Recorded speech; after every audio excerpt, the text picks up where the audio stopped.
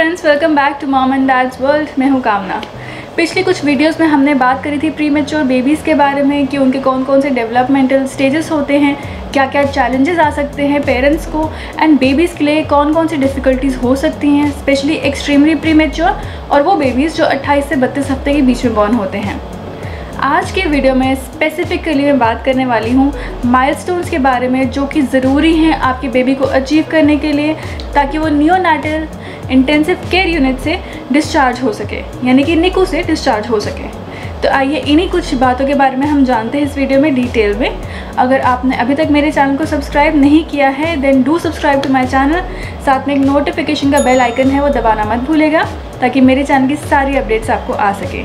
And अगर video पसंद आए तो प्लीज़ इसको शेयर कीजिएगा बाकी अपने फ्रेंड्स एंड फैमिली के साथ, ताकि ज़्यादा से ज़्यादा लोगों को इसके बारे में इन्फॉर्मेशन मिल सके। तो आइए बिना किसी डिले के शुरू करते हैं।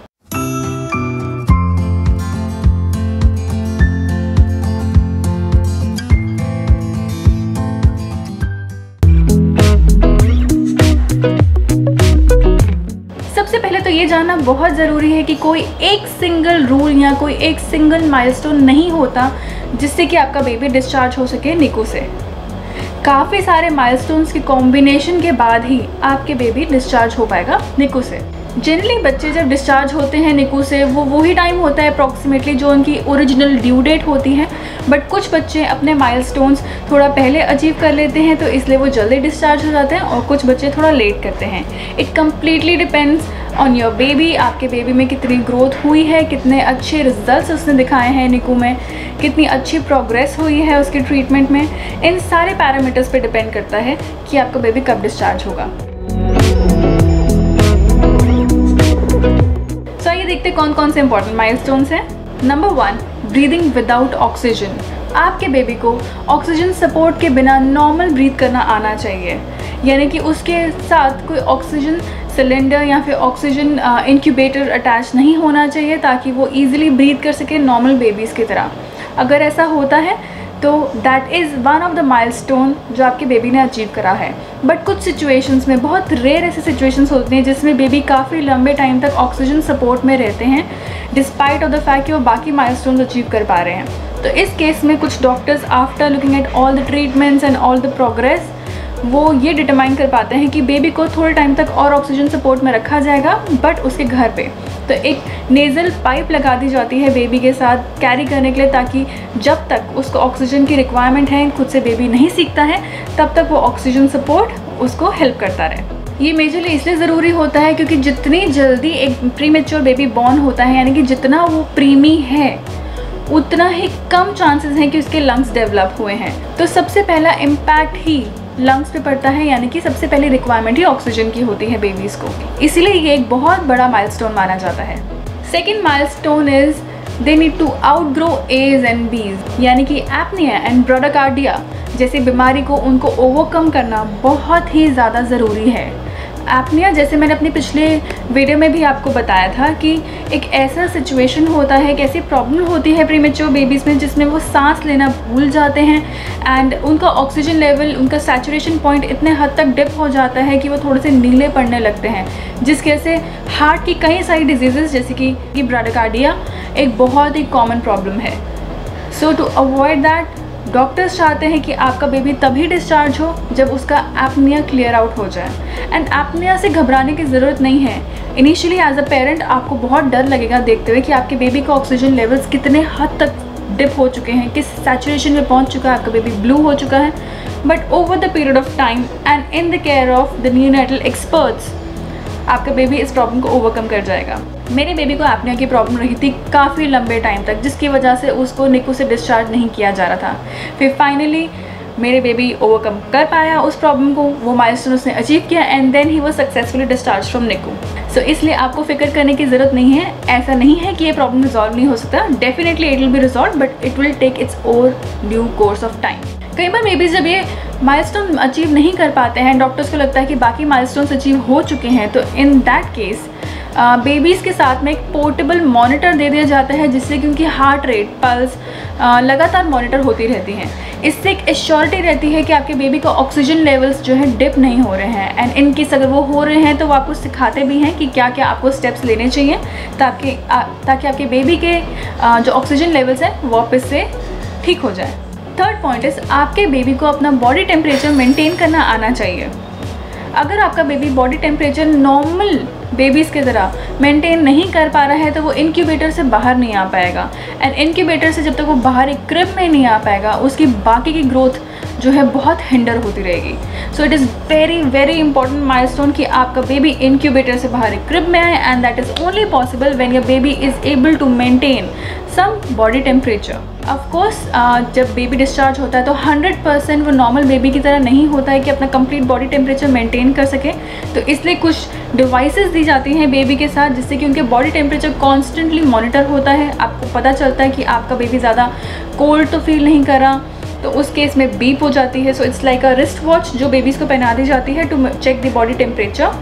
और अगर आपका बेबी ज़्यादा ही कोल्ड फील कर रहा है या फिर उसका बॉडी टेम्परेचर बहुत डिप हो गया है, देन वो बीप बजने लगती है उस रिस्ट वॉच में।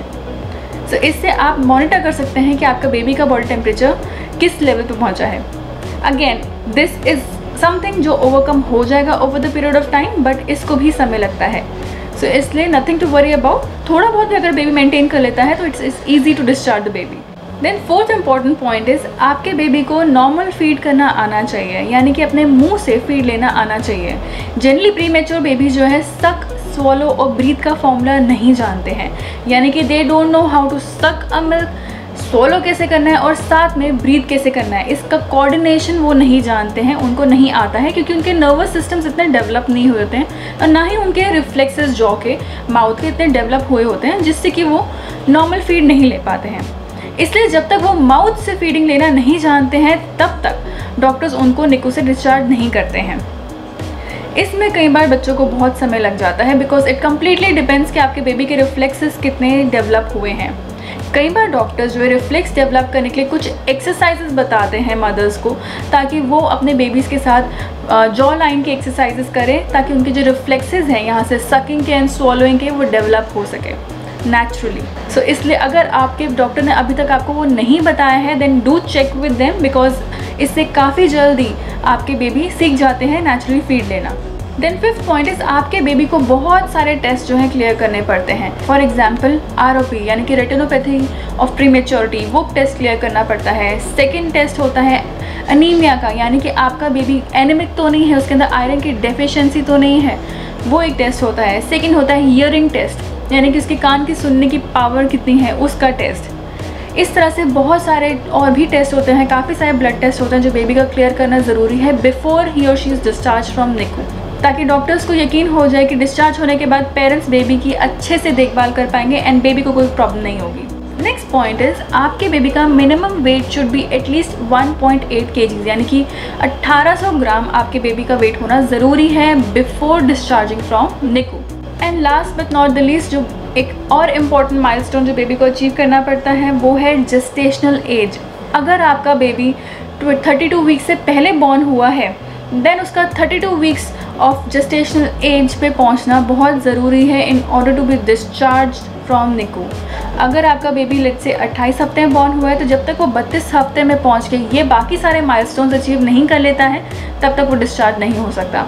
और अगर आपका बेबी ऑलरेडी 32 वीक्स में बॉर्न हुआ है देन अगर वो बाकी माइलस्टोन्स अचीव कर पा रहा है तो डॉक्टर ज़रूरी नहीं है कि वो उसका 1800 ग्राम के वेट तक का वेट करेंगे। हो सकता है कि आपका बेबी अगर 1700 ग्राम तक भी पहुंचा है या 1600 ग्राम पे भी वो सारे के सारे बाकी माइलस्टोन्स अचीव कर पा रहा है देन ऑल्सो डॉक्टर उसको डिस्चार्ज कर सकते हैं। सो इन शॉर्ट ये सारे माइलस्टोन्स अचीव होना are very very important. So guys that's all from my side today. आज आपने बहुत ही इंपॉर्टेंट चीज़ें जानी हैं कि कौन सी ऐसी चीज़ें होती हैं, कौन से ऐसे माइलस्टोन्स होते हैं जो एक प्रीमेच्योर बेबी को अचीव करने पड़ते हैं in order to go home with their parents. I hope ये वीडियो आपको पसंद आया होगा क्योंकि इसके अंदर मैंने अपना सारा एक्सपीरियंस डाला है प्लस काफ़ी सारी इन्फॉर्मेशन डाली है जो आपके काम आ सकती है अगर आप एक प्रीमी पेरेंट है तो। अगर अभी तक आपने मेरे चैनल को सब्सक्राइब नहीं किया है देन फटाफट सब्सक्राइब कर लीजिए, क्योंकि आने वाली और बहुत सारी वीडियोस बहुत ही इन्फॉर्मेटिव होने वाली हैं। एंड साथ में एक नोटिफिकेशन का बेल आइकन है, उसको दबाना मत भूलिएगा ताकि मेरे चैनल की सारी अपडेट्स आपको फटाफट से आ जाए। और अगर मुझसे कुछ मिस आउट हो गया है जो you think could be a important milestone for your baby to get discharge from NICU, then please mention that in the comment section so that other parents in my community could be helped. So guys, thank you so much for watching my video. Until next video, ciao.